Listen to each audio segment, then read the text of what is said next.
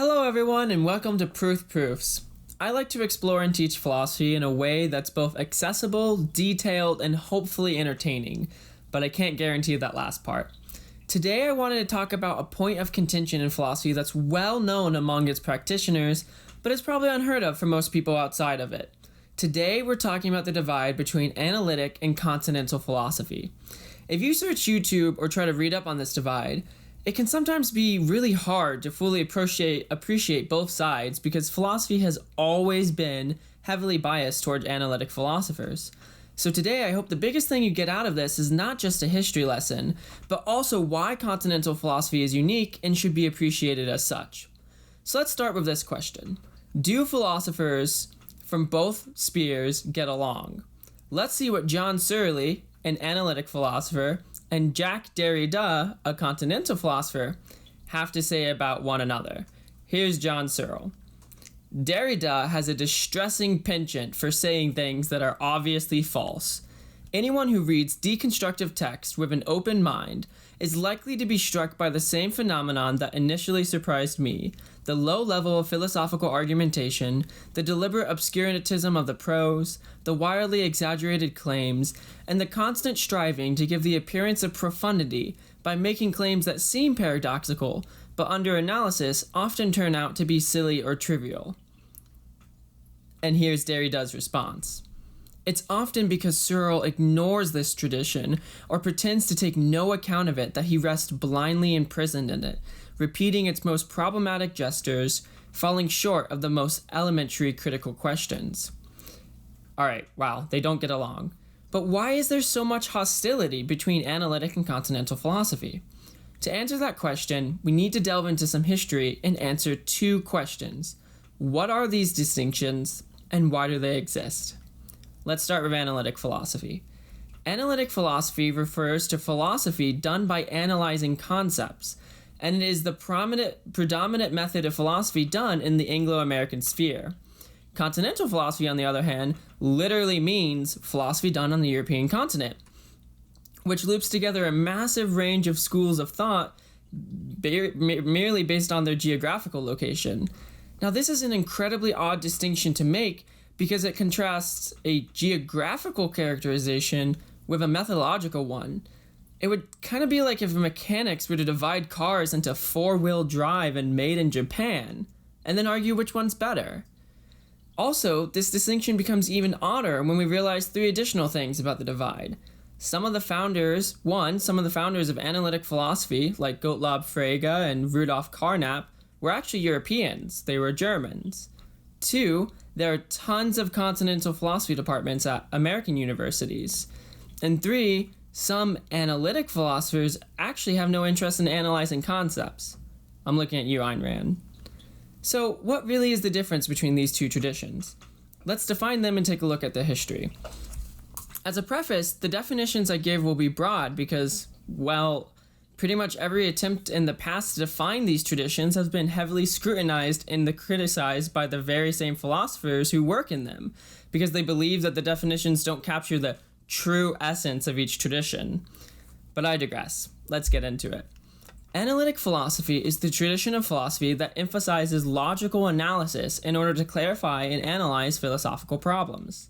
Since its emergence in the late 19th century, the goal of analytic philosophy has been to utilize formal logic and mathematics to produce conceptual clarity over philosophical issues, because they thought that previous works of philosophy had become unnecessarily obtuse.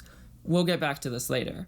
What's important for now is that the tradition of analytic philosophy was spurred on by developments in formal logic by great philosophers like Gottlob Frege and Bertrand Russell.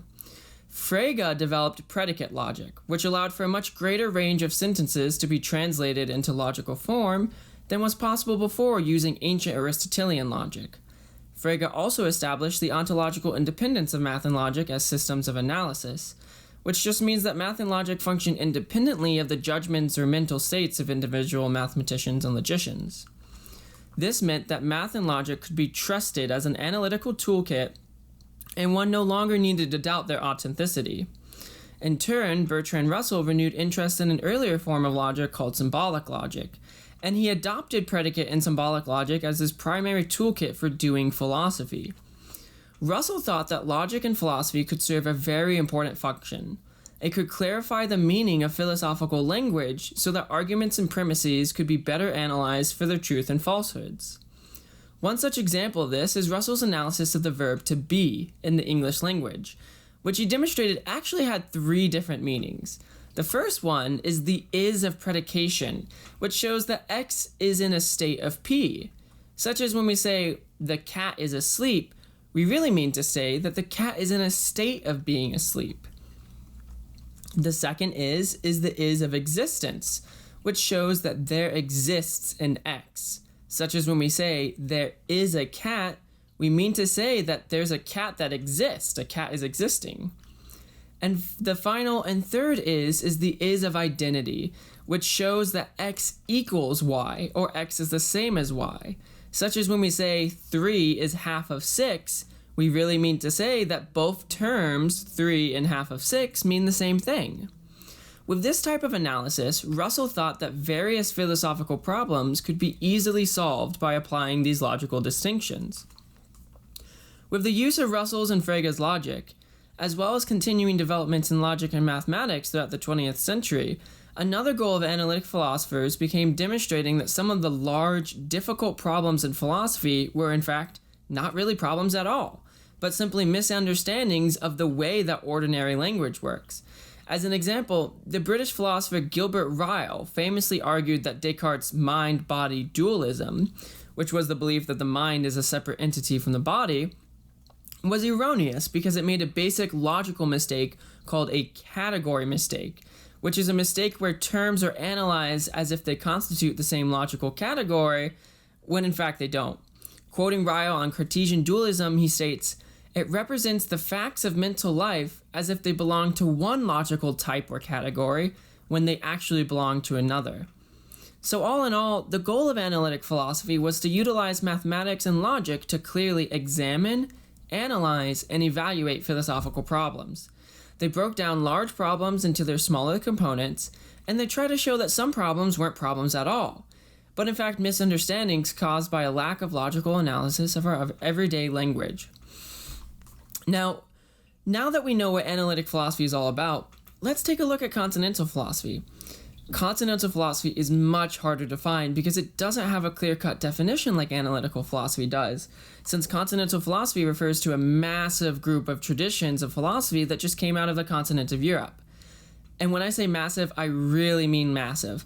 Look at some examples. We have German idealism, like Immanuel Kant, phenomenology with Husserl and Heidegger, French existentialism with Sartre and de Beauvoir, Marxism with Daddy Marx, and post-structuralism with Foucault and Derrida, and that's just to name a few. Now, it's definitely difficult to identify some non-trivial, common themes shared between all of these continental philosophical traditions because they're really different. Yet, philosophers have attempted to do this. Michael E. Rosen, in his article Continental Philosophy from Hegel, has identified 4 common traits that are shared by continental philosophies that separate them from analytic philosophy. Let's take a look at those. The first one, continental philosophies tend to reject the view that the reason and experience are the only or the most accurate ways of understanding phenomenon.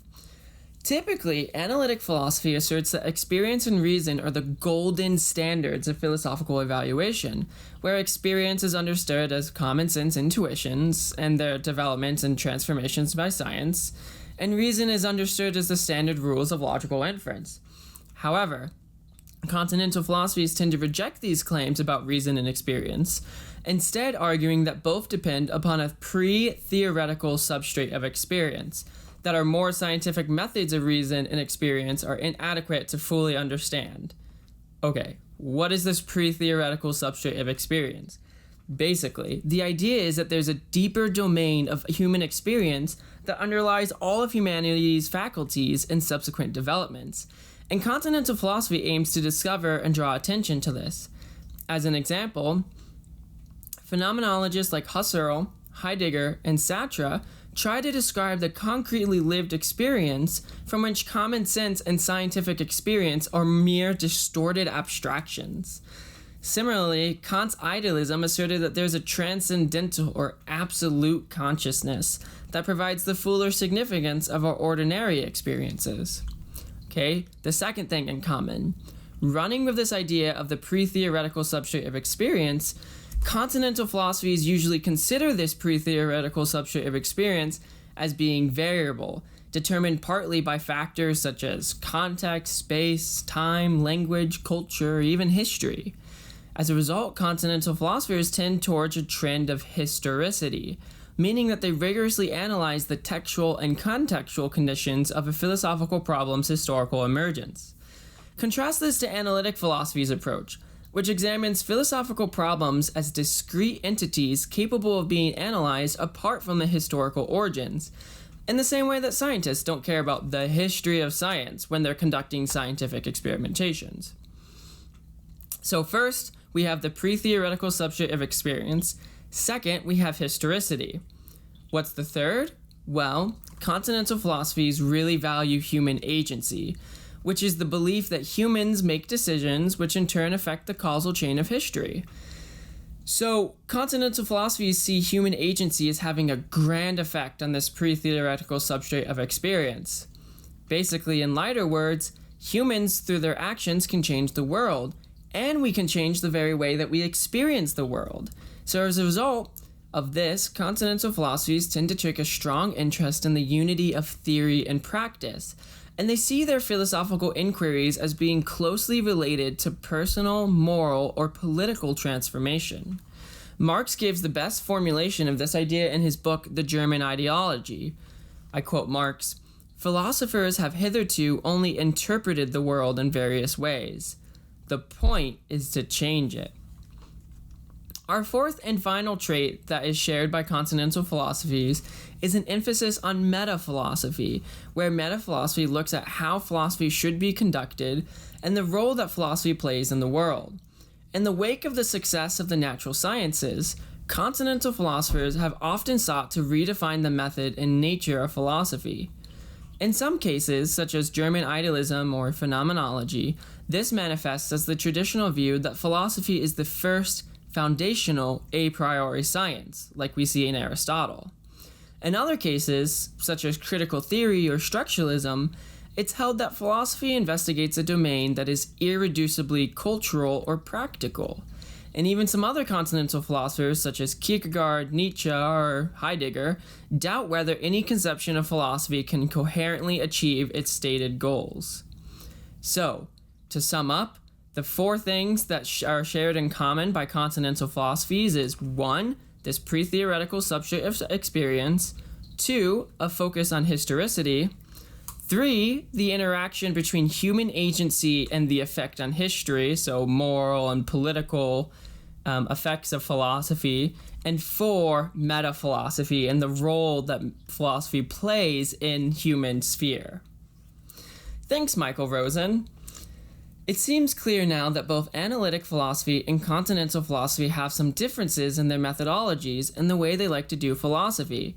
But if we take the name Analytic philosophy seriously, does that mean that we should think that all Continental philosophies are neither analytic nor rigorous and don't care about clarity or precision? This clearly seems to be what John Searle thinks. Well, Searle might be denigrating Continental philosophy quite a bit too harsh, but he does have somewhat of a point. Remember how earlier in the video I said that Analytic philosophy developed with the explicit goal of conceptual clarity? Yeah, well, that happened in the past because Continental philosophy became extremely difficult to understand. To see what I mean, let's take a look at a basic passage from Heidegger's beloved The Question Concerning Technology. But suppose now that technology were no mere means. How would it stand with the will to master it? Yet we said, did we not, that the instrumental definition of technology is correct? To be sure, the correct always fixes upon something pertinent and whatever is under consideration. However, in order to be correct, this fixing by no means needs to uncover the thing in question in its essence. Only at the point where such an uncovering happens does the true come to pass. For that reason, the merely correct is not yet the true. You see what I mean? Maybe you don't. Maybe you completely understood that. I didn't, but maybe you did. Even so, that's just the easy mode of continental philosophy. Let's switch to hard mode and taking a passage from Soren Kierkegaard's The Sickness Unto Death. Man is spirit. But what is spirit? Spirit is the self. But what is the self? The self is a relation which relates itself to its own self, or it is that in the relation which accounts for it, that the relation relates itself to its own self.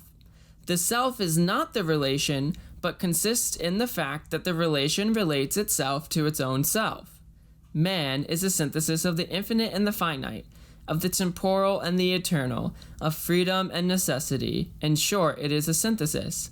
A synthesis is a relation between two factors. So regarded, man is not yet a self. Did you get that? Basically, this shit doesn't happen in analytic philosophy, and that's kind of the point that Searle was trying to get at, albeit he was a bit too harsh. Does this mean that all of continental philosophy is useless? Not at all. There are some amazingly complex, unique, and powerful ideas that come out of these two works alone, but the language they're written in makes them unnecessarily difficult to understand. Some continental philosophers might argue that the language is complex because the ideas are so complex that there's no easier way to state them, and there's definitely some truth to this assertion, but many continental philosophers would be well served to work on their writing skills. But at the end of the day, there's not really a difference between these two traditions anymore. Now, in the 21st century, analytic philosophy has moved past its obsession with math and logic, and a plurality of methodologies are being used to analyze philosophical phenomenon with the overarching goal just being conceptual clarity. Modern analytic philosophy discusses topics like political theory, ethics, the existence of God, etc., without recourse to math and logic in those arguments. Similarly, continental philosophies have gotten better at writing, sort of, and they have started writing about areas of inquiry that aren't solely based on this pre-theoretical substrate of experience, meaning that their subject matter between the two is pretty much the same. One famous philosopher, Brian Leider, even goes so far as to claim that there are no longer any substantive philosophical differences between analytic and continental philosophy, just important differences in style, i.e. logic and mathematics and analytic philosophy versus a preference for elaborate literary and historical discussions in continental philosophy.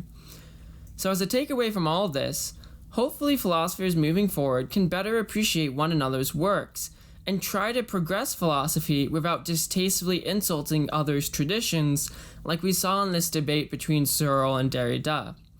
Continental and analytic philosophy may have had a long and contentious history, but they are both unique ways of investigating philosophical problems, and they have both made an important contribution to our understanding of the world.